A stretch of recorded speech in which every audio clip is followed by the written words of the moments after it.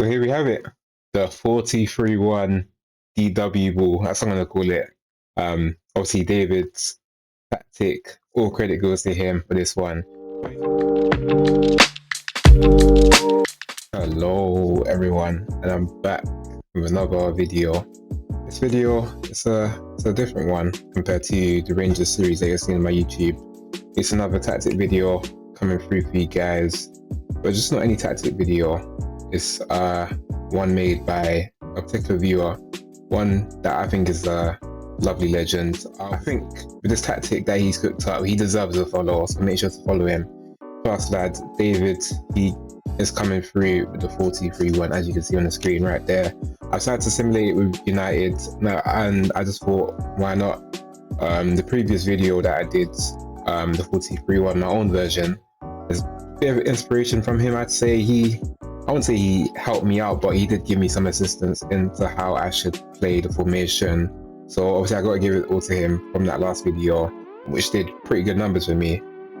So yeah, I'm just hoping we can get straight into this video, which we will do. One thing I do want to add though, I may make this a weekly kind of series kind of thing. So if you do feel like you have a banging tactic on FM23, just make sure to send it in my Discord. And if you're not in my Discord, then what are you doing? Click the link in the description. It'll have my link tree and a invite to my Discord, where you can obviously see my other social medias, as in TikTok, where I post many Wonder Kids, Twitch, where I stream, of course, stream my Rangers save that I'm doing at the moment, and yeah, also my Twitter as well. Make sure to follow me on all platforms, peoples. I really appreciate all the support and all the love. So yeah, as you can see, this is something quite different. I normally show the team that I obviously simulate with, which would be United in this case, the team that David supports. But I've decided to switch it up just for this one. I'm showing off my draft. Yeah, this is a draft that I do schedule and host on my Twitch, twitch.tv/totalflips. I do this once every other week, so just gotta make sure that you're in the Discord and following me on Twitter so you know when I'm going live with these drafts that I do with the viewers. Everyone's welcome to play, just gotta make sure you're in my Discord. That's pretty much it. But I won this draft competition that I hosted recently, 1-2-0 up against one of my fellow mods, Jonas. Pretty deserving win, I'd say. David's tactic was absolutely insane during this tournament. It was actually insane. That's one thing I can definitely say. 2-0 win in the final. The lead up to the final was quite interesting because first round up against Finley, one of my other fellow mods. It was a deserved victory, but we were kind of slacking towards the end. Then we just got away with it in second leg up against Unknown FC. However, the most exciting game of the stream was my comeback from being 4-0 down to winning 6-1 on, not 6-1, sorry, winning 6-5 on aggregate. It was mind-blowing. It was mind-blowing. I will show the highlights of this one to you guys, so you can see like just the madness that happened in the game. But it was insane. That's all I can say. That's the only word I can describe it. And obviously this did lead us to heading on into the finals to win my draw competition. With this game though, I do have to add a disclaimer. I did have to tinker a bit with the tactics, and obviously as you'll see in the game, you can see why I had to tinker with it. So I'm gonna roll the highlights so you guys can see.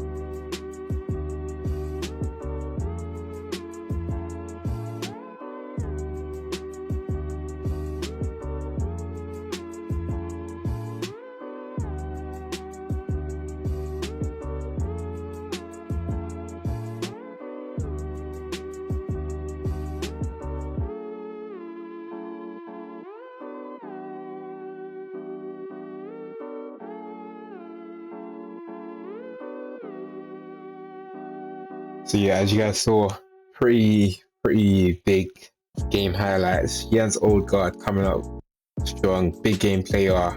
Patrick Hero, XG of 5 compared to his 0.8. Certainly, he did well against me in the first leg, but I just felt the 2 red cards let him down. I don't know. In a way, the first red card was just a stumbling block. He still had it there because we didn't really get a goal until at least like the hour mark. And then, yeah, it's just everything basically capitulated for him ever since he got the second red card. That's obviously we had quite a lot more shots compared to him. But yeah, as you can see, you're seeing right now, the formation is in a 4-3-3. I felt like I had to adapt my formation with this game against 30, just because the fact that he was playing this formation, pretty insane formation. I don't know what he's cooking up. He did say he got his inspiration from RDF, so as you can see, the inspiration is working pretty well. I believe his wing-backs were inverted wing-backs, double volantes, 2 striker. It was just scary for the first leg, as you guys saw. So I felt like I needed a change. Obviously, during the game, I was still using the formation that David had supplied me with, but I felt like during the game I needed to change things up just so I could take the advantage against him, and that pretty much happened. Now, with regards to the 4-3-3, that is also on my YouTube channel. I'm going to obviously link it so you guys can check that one out. It's the Arsenal 4-3-3 that I did. Yeah, I felt like that was the best way for me to counter against him. However, if you are using this formation that I am reviewing today, David's formation, I feel that with the formation, if I can just go back and view this game where I had lost 4-0, you can see with the formation I could have easily played Jens Odegaard next to Evan Nilsson just to counter the 2 strikers that he's playing with as well. Or if anything, I could have dropped a man back to try and help out the midfield because we were just being completely overrun. As you guys saw, only 8 shots and 1 on target. It was not good. So yeah, that's the best tips I can say if you are struggling against teams that have 2 strikers up there, because they can really cause a threat along with the wing backs. But I highly doubt you'll go up against a team, unless Pep Guardiola is still managing in your save, with 2 strikers, inverted wing backs and double volantes. You already see that with the AI, but that's one tip I can give you. Here we are, Manchester United, simmed 1 season into the future, and this is how it looks. As you can see, they finished 3rd in the league. With all due respect, I had to give Eric Ten Hag his job. So as you can see, I obviously have the editor, so I just made sure to put him down as assistant manager, but he manages all the games, as you can see over here. So that all of that, that's not me, that's him. So yeah, he didn't do too bad in his first season. Something you would expect of him in real life, I'd say. However, things weren't as great in the Europa League. Lost the quarterfinal against Arsenal, the Mighty Reds, the Gooners, and the boys. However, and also it was not the best in the domestic competitions, where he lost in the 3rd round, which was quite surprising, against Leicester, and quarterfinals against Crystal Palace. So domestic competitions, he didn't have that much good luck, but in the league, I think it's a very good position, especially for the tactic. How United squad is, I feel like there's one key factor that they were missing in this team. Obviously, you already know in real life, it's a proper striker. Because I feel like without Weghorst, he's a great guy, but he's not the kind of guy to take United back to the heights as they were once under with Sir Alex Ferguson. But I still think it's a great achievement for Erik ten Hag with this formation, 3rd in the league. As you can see, 2nd best goals scored. So it scored quite a lot of goals. As you can see to my left right here, Antonio Martial. I don't know if I said Antonio, but Anthony Martial with 29 goals in all comps. I believe he was able to get 20 in the league, which is quite impressive. You expect him to be scoring these kind of numbers in real life, but unfortunately injuries have hampered his progress, and it's a shame. It's a shame really, because he is kind of getting old. Maybe he's hitting his prime now. You never know. But yeah, goals conceded 36, 4th best. 36, fourth best. Not too bad, I'd say, not too bad. I think it's a great achievement for them and the squad. Bruno Fernandes doing pretty well with the assists. Bruno Fernandes, he's what player he is. I rate him. Some people may have different opinions about him, but I like the guy. Sandro Martinez with 94% pass completion, pretty well. And obviously Casemiro picking up cards there. He loves the card, doesn't he? So here we have it, the 43-1 DW ball. That's what I'm gonna call it. Obviously David's tactic, all credit goes to him for this one. So you're thinking, looking over here, you're probably thinking, wow, a lot of instructions, I know. Well, I feel like with this tactic, one big disclaimer, I even put this in the description as well. I even put it on the screen, just use this tactic for big teams as I used it with Manchester United.